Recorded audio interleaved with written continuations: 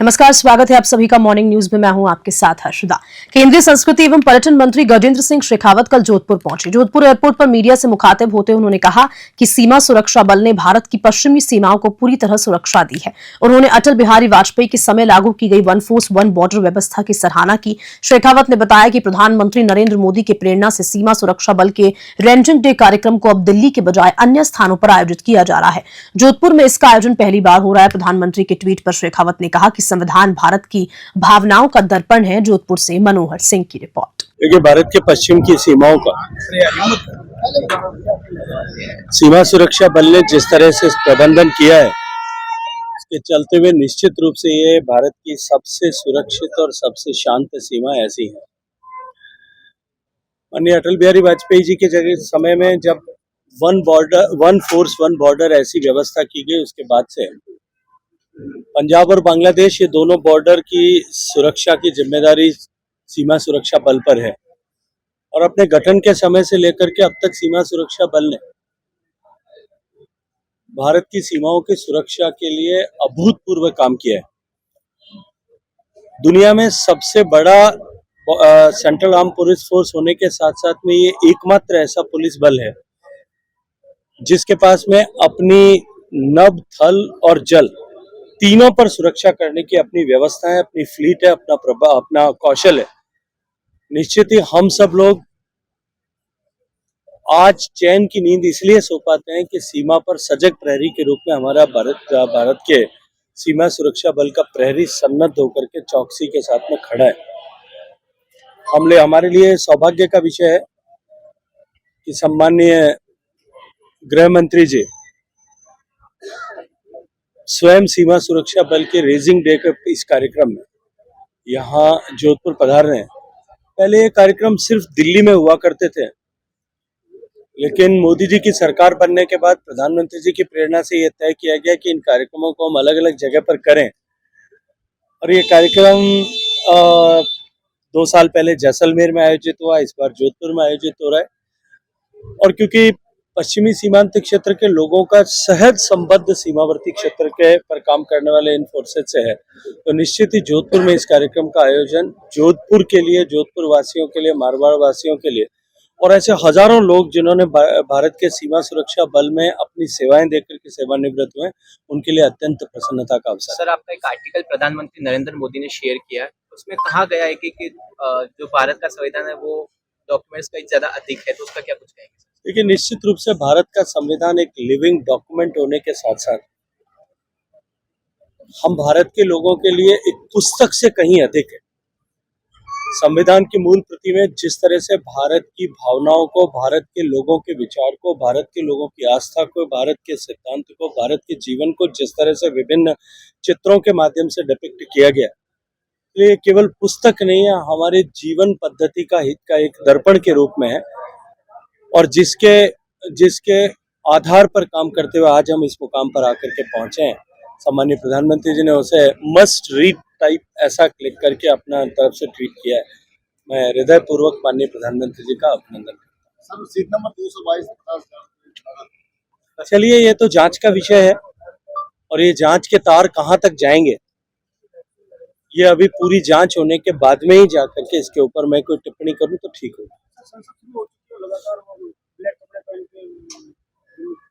देखिए, जिनको लोकतंत्र की इस व्यवस्था में जिनको जनता ने नकार दिया, वो सारे लोग अब लोकतंत्र के पराजय को इस तरह से अपनी खींच के रूप में अभिव्यक्त कर रहे हैं।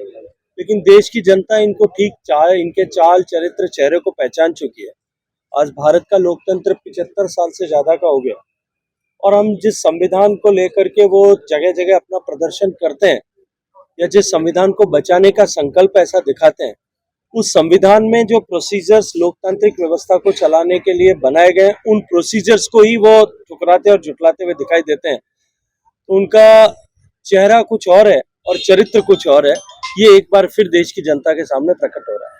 प्रतापगढ़ में पुलिस ने 24 घंटे के भीतर अपहरण और फिरौती के मामले का खुलासा करते हुए 5 आरोपियों को गिरफ्तार किया। 6 दिसंबर को देवगढ़ थाना क्षेत्र के नाथू मीणा ने रिपोर्ट दर्ज कराई कि उसके भाई का अपहरण दर्ज हुआ और उसके मोबाइल से 50,000 रुपए की फिरौती मांगी गई। पुलिस ने 100 सीसीटीवी फुटेज खंगाले और 5 टीमों का गठन किया। जांच में पाया गया कि आरोपित संजय मीणा ने अपनी बहन से चैटिंग कर धनराज मीणा को बुलाया और फिर उसे अपहरण कर मारपीट की और 50,000 रुपए की मांग की। पुलिस ने आरोपियों को गिरफ्तार कर लिया, जबकि एक अन्य आरोपी की तलाश जारी है। प्रतापगढ़ से तेजकरण राठौर की रिपोर्ट। राजस्थान के शिक्षा मंत्री मदन दिलावर आज जोधपुर प्रवास पर पहुंचे। इसी दौरान उन्होंने राइजिंग राजस्थान कार्यक्रम के तहत राज्य में हो रहे विकास की सराहना की। उन्होंने बताया कि अब तक 20 लाख से ज्यादा एमओयू साइन हो चुके हैं और ये आंकड़ा 25 लाख तक पहुंचने की उम्मीद है, जिससे लाखों लोगों को रोजगार भी मिल सकेगा। और साथ साथ पंचायती राज चुनाव पर उन्होंने कहा कि सरकार सामूहिक निर्णय लेती है। शिक्षा विभाग में कई भर्तियों के बारे में उन्होंने बताया कि सीएम की बजट घोषणा के तहत 4 लाख लोगों को नौकरी मिलेगी। वहीं धर्मांतरण पर उन्होंने मुख्यमंत्री का आभार व्यक्त करते हुए बताया कि विधानसभा में प्रस्ताव पारित होने के बाद इस कड़ी पर कार्रवाई होगी। जोधपुर से मनोहर सिंह की रिपोर्ट। सर, राइजिंग राजस्थान को सरकार का कितना फायदा होगा, और क्योंकि अभी 20 लाख करोड़ रुपए एमओयू भी हुए हैं, तो इससे कितना कुछ राजस्थान को फायदा होने वाला है? देखो, माननीय भजन लाल जी शर्मा जो मुख्यमंत्री हैं राजस्थान के, उनके नेतृत्व में ये जो राइजिंग राजस्थान समिट हो रही है, आज तक चाहे कोई भी सरकार रही हो, इतनी बड़ी समिट कभी नहीं हुई और अभी तक 20 लाख करोड़ के एमओयू हो चुके हैं। संभावना पूरी है कि ये 25 लाख करोड़ तक पहुंचेगा और उसके कारण से अनेक बिजनेस राजस्थान में होंगे, अनेक प्रकार के उद्योग लगेंगे और उसके कारण से लाखों लोगों को रोजगार मिलेगा, सरकार को राजस्व भी मिलेगा और उसके कारण से राजस्थान तीव्र गति से प्रगति करेगा, यानी विकास होगा। सर, पंचायती राज चुनाव को लेकर संशय बना हुआ है, ये कब तक होने जाएंगे, क्योंकि आप उनके मंत्री हैं उसी विभाग के? कोई संशय नहीं बना हुआ, सबको पता है कि ऐसे निर्णय सामूहिक निर्णय होते हैं। सामूहिकता का अर्थ है कि मंत्रिमंडल में निर्णय होगा। सर, इसमें यह संशय है कि 1 नेशन 1 इलेक्शन आने के बाद में शायद पंचायती राज चुनाव को लेट कर दिया जाए, क्या कुछ ऐसे कुछ निर्णय है या ऐसा कुछ विचार किया जा रहा है? मैंने जो कहा है कि ये माननीय हमारा मंत्रिमंडल तय करेगा। अच्छा, शिक्षा विभाग में अभी कुछ नई भर्तियां भी आ रही है सर, आपकी क्या कुछ है सर नया शिक्षा विभाग में? देखो, शिक्षा विभाग में कांग्रेस के काले कारनामों के कारण लगभग 1.5 लाख पद खाली है। इससे बच्चों की शिक्षा सफर करती है और माननीय मुख्यमंत्री जी ने बजट में घोषणा की है कि 4 लाख लोगों को रोजगार देंगे। जब 4 लाख लोग सरकारी नौकरियां लगेगी तो आप सब जानते हैं कि कम से कम 1.5 लाख से लगाकर 2 लाख तक कर्मचारियों की भर्ती, यानी शिक्षक और अन्य कर्मचारियों की भर्ती शिक्षा विभाग में भी होगी। अच्छा, तो सर, लगभग अधिकांश पद भर जाएंगे। सर, एक पीटीआई भर्ती थी जिसमें बहुत से जो है पेपर गलत पाए गए, उसको लेकर के क्या वापस कर उसमें संशोधन कराने की? देखो, इस मामले में सरकार सख्त है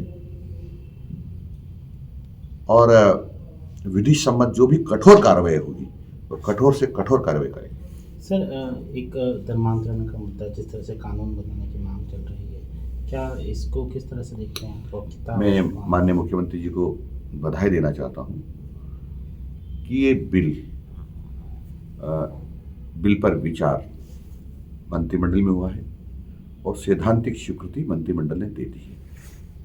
अब ये विधानसभा में डिस्कशन होगा, फिर वहाँ पारित के लिए प्रस्ताव रखा जाएगा और विधानसभा में जब पारित हो जाएगा उसके बाद लागू होगा।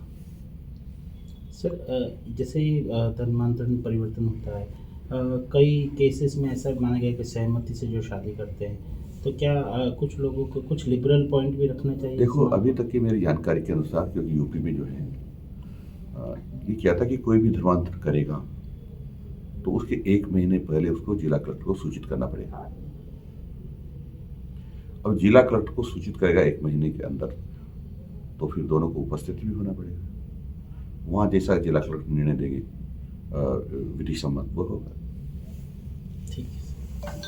डीग के KL Joshi senior secondary school में निशुल्क साइकिल वितरण समारोह आयोजित किया गया। इस कार्यक्रम में डीग कुम्हेर विधायक डॉक्टर शैलेश सिंह मुख्य अतिथि रहे और जबकि उपखंड अधिकारी देवी सिंह की अध्यक्षता में कार्यक्रम की शुरुआत में मां शारदे के समक्ष दीप प्रज्वलित कर की गई। ब्लॉक शिक्षा अधिकारी अतुल चतुर्वेदी और विद्यालय प्रधानाचार्य गोपाल प्रसाद शर्मा के अतिथियों का स्वागत किया। इस मौके पर 986 छात्रों को साइकिल वितरित की गई। विधायक डॉक्टर शैलेश सिंह ने कहा कि सरकार बालिका शिक्षा को बढ़ावा देने के लिए निरंतर प्रयासरत है और साइकिल मिलने से दूर दराज के गांवों से आने वाली छात्राओं को विद्यालय आने जाने में सुविधा होगी। डीग से पंकज शर्मा की रिपोर्ट। एमओयू को धरातल पर उतारने के लिए जाएंगे प्रयास। जोधपुर एयरपोर्ट पर मीडिया से बातचीत करते हुए उप मुख्यमंत्री प्रेमचंद बैरवा ने कहा कि सीएम भजनलाल शर्मा राइजिंग राजस्थान कार्यक्रम के तहत पीएम नरेंद्र मोदी की सोच को आगे बढ़ा रहे हैं। उन्होंने बताया कि 1 साल में किए गए एमओयू को धरातल पर उतारने के प्रयास किए जाएंगे और सरकार निवेशकों को हर संभव सहायता प्रदान करेगी। उपचुनावों पर उन्होंने कहा कि भारतीय जनता पार्टी ने 1 साल में जो काम किए हैं उसके आधार पर जनता ने फैसला दिया है। घोटालों के सवालों पर उन्होंने कहा कि बीजेपी की सरकार किसी भी घोटाले को बर्दाश्त नहीं करेगी और समीक्षा कर सख्त कार्रवाई की जाएगी। जोधपुर से मनोहर सिंह की रिपोर्ट।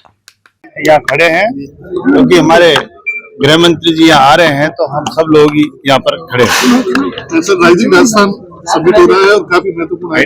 देखो, राइजिंग राजस्थान हमारे यशस्वी प्रधानमंत्री नरेंद्र मोदी जी की जो सोच और जो विजन है, उस विजन को आगे बढ़ाते हुए हमारे यशस्वी मुख्यमंत्री भजनलाल जी शर्मा ने पहले दिन से ही इस राजस्थान के विकास के, राजस्थान के उत्थान के लिए जो काम हाथ में लिया है, उसको लेकर ये समिट इस 1 साल के अंदर अंदर ही करा रहे हैं। ये एक अच्छा उनका विजन और सोच है हमारी सरकार का, कि जो राष्ट्र हित और राष्ट्र निर्माण की नीति तैयार करके आगे बढ़ने का काम करती है। तो विकसित राजस्थान का सपना यशस्वी मुख्यमंत्री भजनलाल जी शर्मा कर रहे हैं, जिससे कि हम 1 साल के बाद में जो 4 साल बचती है, उसमें इन समिट में जो एमओयूज हुए हैं उनको हम धरातल पे उतार सके। उनको कोई बाधाएं आती है, कठिनाई आती है इन्वेस्टरों को, तो उसमें सरलीकरण करके और हमारी सरकार उनकी पूरी मदद करते हुए उनको धरातल पे लाए। प्रधानमंत्री जी 9 तारीख को शपथ जयपुर आ रहे हैं, क्या कहना चाहिए, क्योंकि बहुत बड़ा देखिए वो विजन जो हमारे यशस्वी प्रधानमंत्री जी का है, वो उनके मार्गदर्शन में ही ये काम होने वाला है। उसके बाद में जब 1 साल हमारी सरकार को हो रहा है, भजनलाल जी की सरकार को, तो हमारे प्रधानमंत्री जी फिर 17 तारीख को आ रहे हैं, जो कि 1 साल के जो हमारे यशस्वी मुख्यमंत्री जी और राजस्थान में भारतीय जनता पार्टी की सरकार है, जो 1 साल में जो कार्य किया है राजस्थान की जनता के सामने, वो हम पेश करेंगे। सर, उपचुनाव में जिस तरह से परिणाम रहे, क्या कहेंगे सर? उपचुनाव में परिणाम बहुत अच्छे परिणाम रहा है। राजस्थान की जनता ने भारतीय जनता पार्टी की सरकार को सराहा है और उनके भारतीय जनता पार्टी को समझ चुके हैं कि एक संस्कारवान रीति नीति और राजस्थान के उत्थान के लिए काम करने वाली सरकार है। इसलिए राजस्थान में अच्छा परिणाम दिया, इसके लिए मैं उनका आभारी हूँ राजस्थान की जनता। देखिए, भारतीय जनता पार्टी में कोई करोड़ी मीणा जी हमारे बहुत वरिष्ठ नेता है, ऐसा कुछ नहीं है। हम सब मिलकर संगठन के और हमारे मंत्रिमंडल के साथी और विधायकगण सब मिलके और हम कार्य करते हैं और जिसको जो कार्य दिया जाता है बखूबी से हम निभाते हैं। थैंक यू सबको, धन्यवाद। हनुमानगढ़ के पीलीबंगा उपखंड क्षेत्र की ग्राम पंचायत पंडितावाली की चक 37 एनडीआर में आमरण अनशन पर बैठे महावीर मेघवाल की तबीयत शनिवार को अचानक बिगड़ गई। अनशनकारी द्वारा स्वास्थ्य अधिकारी डॉक्टर सुनील अग्रवाल को सूचित किया गया, जिसके बाद आपातकालीन सेवा 108 वाहन मौके पर पहुंची। महावीर मेघवाल की हालत गंभीर होने पर उन्हें सीएचसी पीलीबंगा लाया गया। इससे पहले शुक्रवार को अनशनकारी सुमेर सिंह मेघवाल की तबीयत भी असामान्य हो पाई गई थी और जिन्हें स्वास्थ्य अधिकारियों ने सीएचसी में भर्ती कराया था। बावजूद इसके प्रशासन मौन बना हुआ है और ग्रामीणों का आमरण अनशन जारी है। हनुमानगढ़ से विनोद चौधरी की रिपोर्ट। जी, हम पिछले 5 दिनों से आमरण अनशन पर बैठे हैं। 2 अनशनकारी इस धरना स्थल पर आमरण अनशन में है पूरे गांव की तरफ से, और प्रशासन की तरफ से कोई सकारात्मक पहल नहीं की गई है।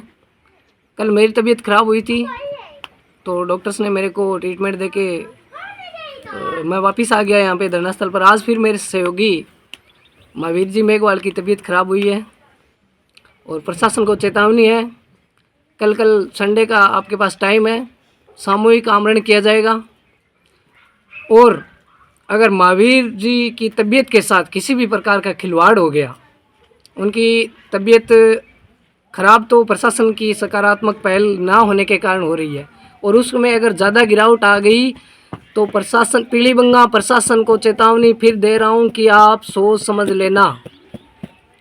हम प्रशासन की ईंट से ईंट बजाने का काम करेंगे और सोमवार से उग्र आंदोलन शुरू हो जाएगा हमारा। जी, आपका नाम क्या है सर? सुमेर सिंह मेघवाल। और इसी खबर के साथ मॉर्निंग न्यूज में इतना ही। नमस्कार।